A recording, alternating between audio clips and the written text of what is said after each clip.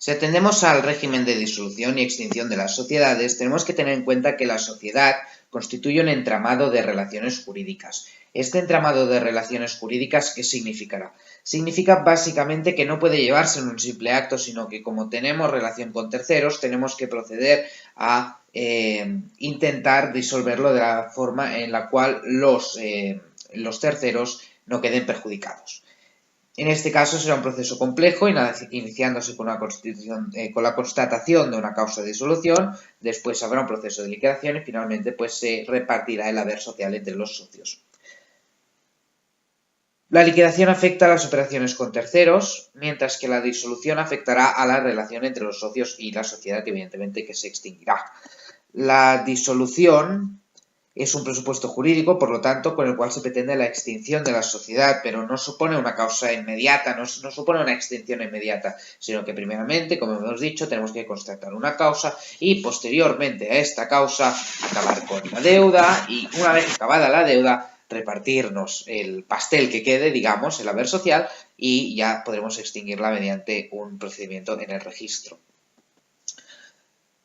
Al decir que existe una causa de disolución, podemos ver que existen causas legales o causas estatutarias. En este caso, no solo podemos tener una disolución total, sino además podemos encontrar disoluciones parciales que solo afectan a uno de los socios. En este caso, el contrato social se resolverá,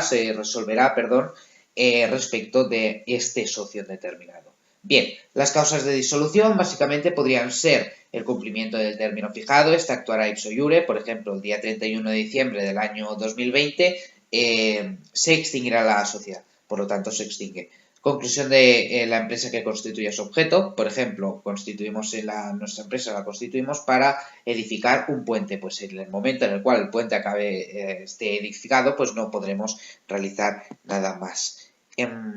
Y la empresa evidentemente se extinguirá, se disolverá, salvo en caso en el cual nosotros acordemos por Junta General una modificación de los estatutos para renovar el objeto.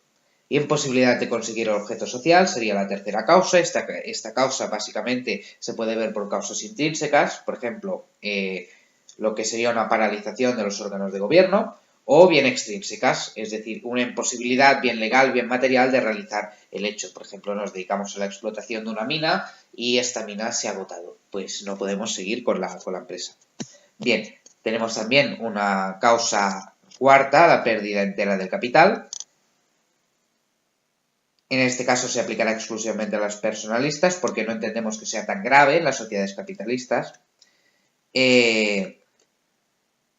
La disolución, fusión y escisión de la compañía. En la fusión y en la escisión total lo que habrá es una disolución de las compañías, pero no habrá una liquidación porque las deudas las asumirá aquella empresa la cual pues se haya fusionado, digamos, ¿no? La empresa resultante o la que haya absorbido a otra. Después tenemos cualquier acuerdo de los socios sobre disolución, es decir, si los socios acuerdan que van a disolverlo por X razones o que van a disolverlo porque les da la gana, lo van a disolver. Y después cualquier otra causa que se haya establecido en los estatutos.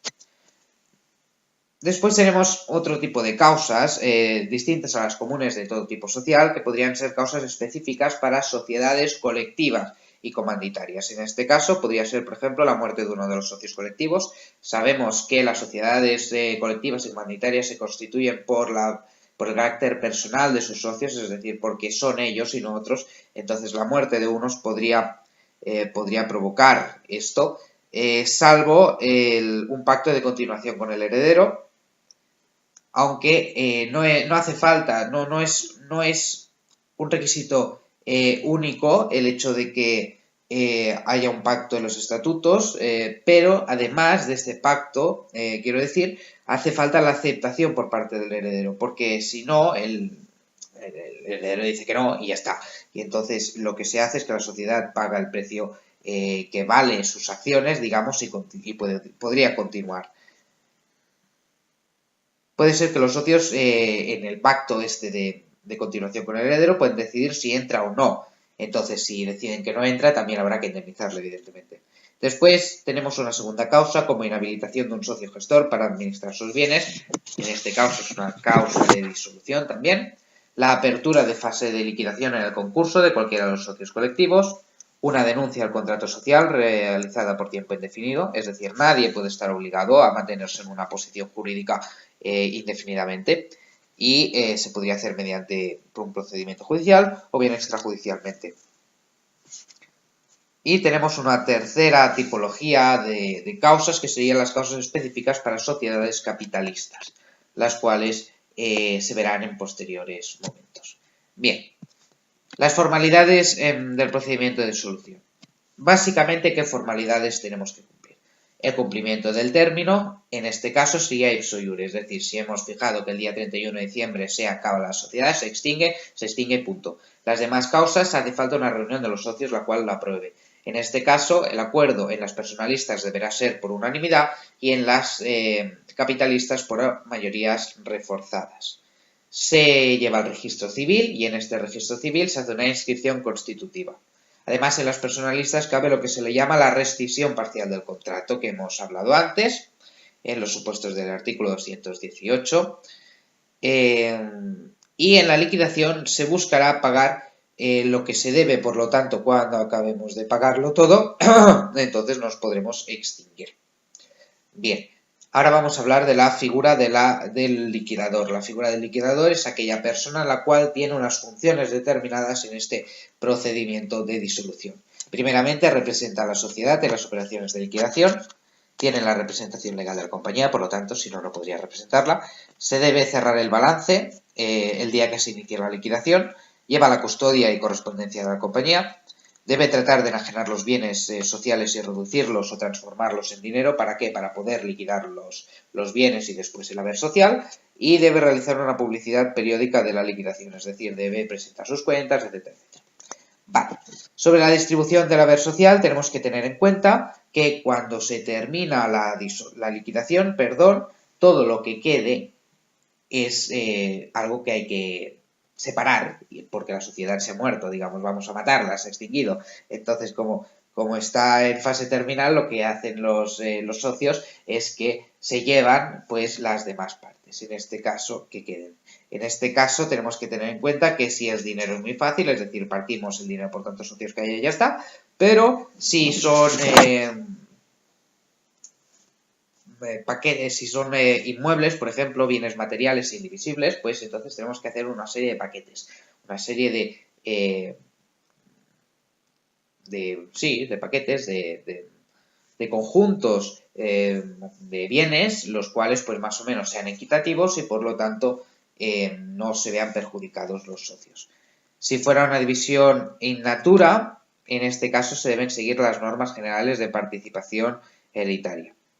Es decir, paquetes o lotes de bienes que se adjudican a los socios, como he dicho. Salvo que la aportación sea dada a título de uso, una persona, un socio, no puede esperar que se le devuelva aquello que aportó, porque ello ya no es suyo, pasó a ser de la sociedad y la sociedad lo que hace es disolverse. Si es de a título de uso, evidentemente que sí. En cuanto a la extinción de la compañía, tenemos que tener en cuenta que se ha de hacer una escritura de liquidación, que se acompaña con un balance final y se lleva al registro mercantil y en ese momento pues se extingue. Si posteriormente pues el registro entendiera o un juez entendiera que hay que reabrir la compañía porque hay deudas, pues se reabriría. En la práctica, primero lo que se hace es pagar y luego tomar el acuerdo de liquidación y extinción, es decir, todo lo que hemos explicado ahora, este procedimiento en el cual nosotros lo que hacemos es un acuerdo de disolución, después la liquidación y después se extingue, en la práctica no se hace así. ¿Por qué? Porque si nosotros hacemos un acuerdo de disolución, los terceros, nuestros clientes, etcétera, etcétera, lo conocerán y por lo tanto dejarán de tener el mismo trato que han tenido con nosotros hasta el momento. Incluso algunos pues podrían decir, pues mira, como estos se van a disolver, pago lo mínimo y ya si eso ya que me vengan a buscar después. Por lo tanto, lo que se hace habitualmente es que primero se pagan todas las deudas y la compañía pues sigue funcionando, sigue viviendo normal, pero lo que hacemos es pagar las deudas. Y una vez que ya tenemos todas las deudas pagadas, entonces en el mismo momento, en una fracción de tiempo muy, muy escasa, lo que vamos a hacer es tomar un acuerdo de liquidación y proceder a la extinción rápida y velozmente. ¿Para qué? Para evitar este tipo de situaciones con terceros.